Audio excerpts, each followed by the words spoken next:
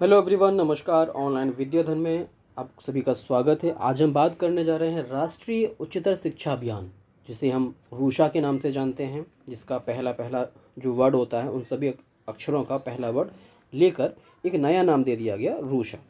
तो हम इसे रूषा से ही याद करेंगे, क्योंकि आगे चल के जो भी एग्ज़ाम में आप क्वेश्चन बनते हैं वो राष्ट्रीय माध्यमिक उच्चतर शिक्षा अभियान की जगह रूषा के नाम से ही प्रश्न अक्सर बनता है। तो चलिए वीडियो को शुरू करते हैं। तो राष्ट्रीय उच्चतर शिक्षा अभियान, जैसे कि पहले हमने राष्ट्रीय माध्यमिक शिक्षा के बारे में बात कर ली, सब कुछ सारे वीडियो सिस्टमैटिक मिलेंगे आपको। सारे वीडियो को तारतम्य एक दूसरे से होगा, ये ध्यान रखिएगा। लगातार आपको वीडियो मिलता रहेगा, बस आप हमें सपोर्ट करते रहिए और वीडियो को आगे शेयर करते रहिए। राष्ट्रीय उच्चतर शिक्षा अभियान एक केंद्रीय प्रायोजित, यहाँ पर आपने देखा हर जगह प्रायोजित वर्ड का इस्तेमाल किया गया। प्रायोजित वर्ड का मतलब होता है कि जो केंद्र सरकार द्वारा संचालित योजना, जो पात्र राज्यों को उच्चतर शैक्षिक संस्थाओं को वित्त पोषित करने के उद्देश्य से 3 अक्टूबर 2013 को प्रारंभ की गई थी। याद रखना, 3 अक्टूबर 2013 को इसकी शुरुआत की गई। चाहे वो आरएमएसए हो, चाहे रूसा हो, इन सब का प्रारंभ भले ही देर से किया गया हो, पहले कर दिया गया हो, लेकिन वर्तमान समय में जो नई शिक्षा नीति, राष्ट्रीय शिक्षा नीति 2020 आई है, उन सब को इसमें समाहित कर लिया गया है। और इन सब के उद्देश्यों में जो भी सुधार संभव था, उन सुधार करके आगे कब तक इन सभी उद्देश्यों को पूरा करना है उनमें उसमें बताया गया है। लेकिन वास्तविक तौर पे इनको भी पढ़ना हमारे लिए बहुत ज़रूरी है, यहाँ से प्रश्न भी बनते हैं। केंद्रीय वित्त पोषण, जिसमें सामान्य राज्यों के लिए 65-35 का अनुपात और विशेष वर्ग के राज्यों के लिए 90-10 का अनुपात मानदंड निर्धारित किए गए। इसका मतलब है कि केंद्र सरकार और राज्य सरकार जो अपने इन उद्देश्यों को प्राप्त करने के लिए कितना कितना खर्च करेगी। जो रूसा के उद्देश्यों को पूरा करने के लिए केंद्र सरकार और राज्य सरकार 65 और 35 के अनुपात में अपना खर्चा को वहन करेगी। ठीक है। इसी तरीके से जो विशेष राज्य, जो दर्जे विशेष राष्ट्रीय राज्य के जो राज्य हैं, वो जो है 90 और 10 के अनुपात में होंगे। मतलब 90% जो है खर्चा कौन वहन करेगा? केंद्र करेगा, और 10% करना पड़ेगा विशेष वर्ग के राज्यों को। इसके साथ ही चिन्हित संस्थानों में पहुंच के लिए पहले निधियन केंद्रीय मंत्रालय से राज्य सरकार और संघ शासित प्रदेशों को राज्य उच्चतर शिक्षा परिषदों को जाता है। इसके बाद बात करते हैं इसके उद्देश्यों के बारे में।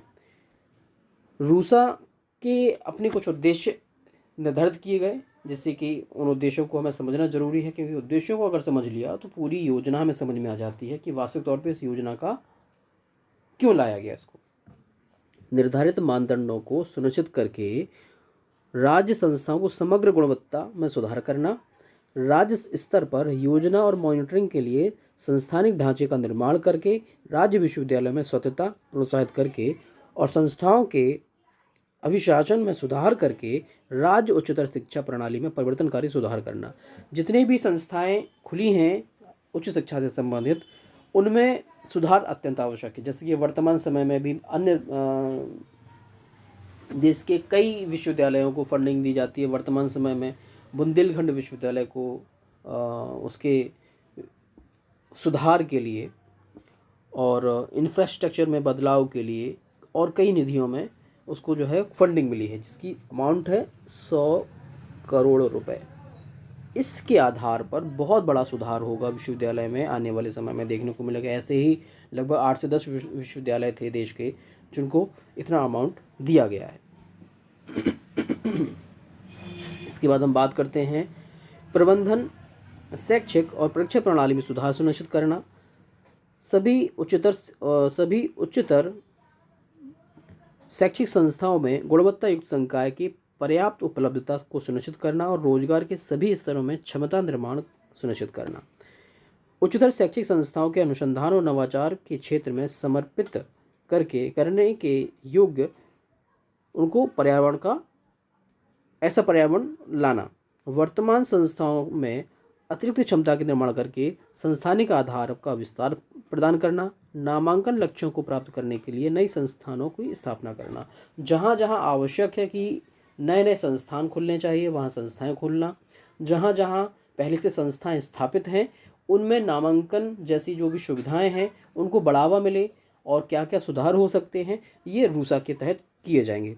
असेवित और अल्पसेवित क्षेत्रों में संस्थाओं को स्थापित करके उच्चतर शिक्षा में पहुंच बनाना और क्षेत्रीय असंतुलन को समाप्त करना। जहां पर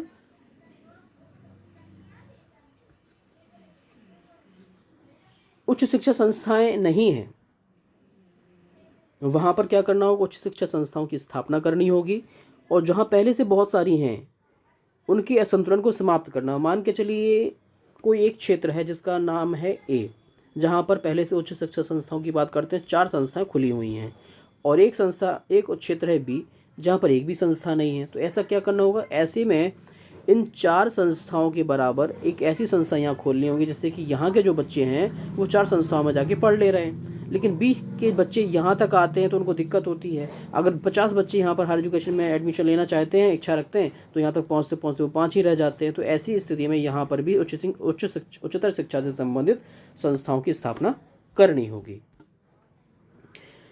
अनुसूचित जाति, जनजाति, सामाजिक और शैक्षिक स्तर पर पिछड़े वर्ग के बच्चों को उच्चतर शिक्षा के पर्याप्त अवसर मिले, इसके लिए उच्चतर शिक्षा के क्षेत्रों में क्षेत्र समानता में सुधार करना, महिलाओं, अल्पसंख्यकों और निःशक्त जनों को इसमें समावेशित रूप से उनको प्रोत्साहित करना। इसकी हम अगर विशेषताओं की बात करते हैं तो सबसे पहली विशेषता है कि उच्चतर शिक्षा अभियान का लक्ष्य 2020 तक भारत के कुल नामांकन अनुपात GER जिसमें 30% वृद्धि करना है। मतलब जितना वर्तमान समय में हो रहा है उसको 30% और बढ़ाना। राष्ट्रीय उच्चतर शिक्षा अभियान ने उच्चतर शिक्षा पर राज्य सरकार के खर्च में वृद्धि करने की कोशिश करना। समय समय पर जो भी खर्चे हैं उनको बढ़ाना। खर्चे का मतलब है कि बजट को बढ़ाना, खर्चे को नहीं, बजट को बढ़ाना, जिससे कि वहाँ पर जो आवश्यक चीज़ें हैं वो उपलब्ध कराई जा सके। इस राष्ट्रीय उच्चतर शिक्षा अभियान के दूसरे चरण में 70 नए मॉडल डिग्री कॉलेजों, 8 नए व्यावसायिक कॉलेजों, 10 चयनित विश्वविद्यालयों और 70 स्वायत्त महाविद्यालयों में सरकार गुणवत्ता और उत्कृष्टता के आधार पर उसको आगे की तरफ बढ़ाना। यह लगभग 50 विश्वविद्यालयों और 750 कॉलेजों की आधारभूत संरचना प्रदान करने के माध्यम से होगा। अब यहाँ पर यह जानना ज़रूरी है कि इस पॉइंट को समझना बहुत ज़रूरी है कि समय समय पर जो मॉडल डिग्री कॉलेज है उनकी स्थापना होगी, जिनकी संख्या 70 होगी आवश्यक क्षेत्रों में, और जो व्यावसायिक कॉलेज हैं उनकी संख्या 8 होगी आवश्यक स्थानों पर जहाँ पर ये नहीं हैं, ये स्थापना की जाएगी। और 10 ऐसे चयनित विश्वविद्यालय जिसमें और 70 स्वायत्त महाविद्यालय। स्वायत्त महाविद्यालयों का मतलब होता है ऑटोनोमस, जो अपनी भर्ती खुद कर सकते हैं, अपनी परीक्षाएं करवा सकते हैं, अपने स्तर पर एक तरीके से उनके पास सारे अधिकार होते हैं। और इसके बाद है 50 विश्वविद्यालयों और 750 कॉलेजों के लिए एक संरचनागत आधार प्रदान करना राष्ट्रीय शिक्षा अभियान का मुख्य उद्देश्य होगा। इसमें इसकी एक विशेषता में शामिल है ये। इसके बाद आता है राष्ट्रीय उच्चतर शिक्षा अभियान के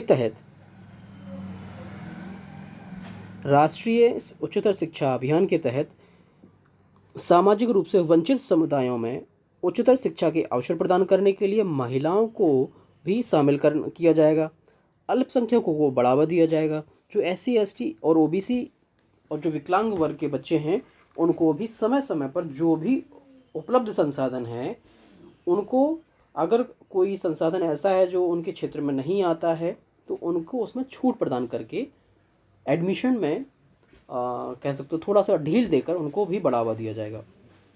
राज्य सरकार के प्रयासों का समर्थन करते हुए उच्चतर शिक्षा अभियान शिक्षा प्रणाली के बीच अंतराल की पहचान करेगा और इन कमियों को दूर करेगा।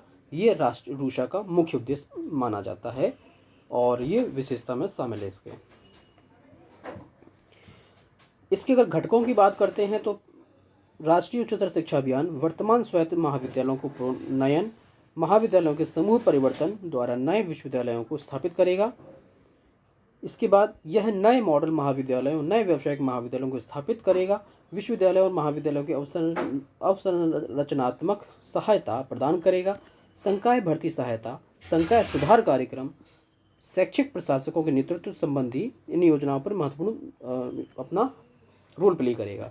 कहने का तात्पर्य कि नए विश्वविद्यालयों की स्थापना करना, नए महाविद्यालयों की स्थापना करना, नए मॉडल महाविद्यालयों की स्थापना करना और जो ऑटोनोमस कॉलेज हैं उनके लिए जो संरचनागत आवश्यकताएं हैं उनकी पूर्ति रूषा करेगा।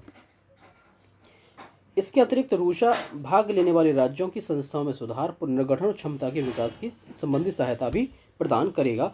ये इसका एक तौर पे कह सकते हैं कि उसका उद्देश्य था। तो रूषा से संबंधित जितने भी मोस्ट इम्पॉर्टेंट पॉइंट बन रहे थे, हमने इस वीडियो में आपके कवर किए हैं। आशा है कि ये वीडियो आपको अच्छा लगा होगा। वीडियो अच्छा लगा तो वीडियो को लाइक करें, शेयर करें, चैनल को सब्सक्राइब करना ना भूलें।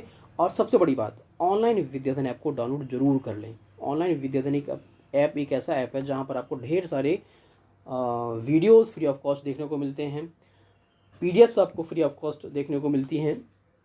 कुछ कंटेंट ऐसा भी है जो बच्चे फीस देकर जो है पढ़ाई करना चाहते हैं तो वो ज्वाइन कर सकते हैं। जो नहीं दे सकते वो फ्री ऑफ कॉस्ट से अपनी कंटेंट को पढ़ाई कर सकते हैं, यूजीसी नेट क्वालिफाई कर सकते हैं। हमारे ढेरों बच्चे हैं जिन्होंने जो है फ्री ऑफ कॉस्ट कंटेंट को पढ़ के हमारे यहाँ से अपना यूजीसी नेट जेआरएफ का सपना पूरा किया है। अगर आप भी हमारे साथ मिलकर तैयारी करना चाहते हैं तो ज़रूर ऑनलाइन विद्याधन ऐप को डाउनलोड करें और हमारे यूट्यूब चैनल ऑनलाइन विद्याधन को सब्सक्राइब करें। मिलते हैं नए वीडियो में, तब तक के लिए नमस्कार।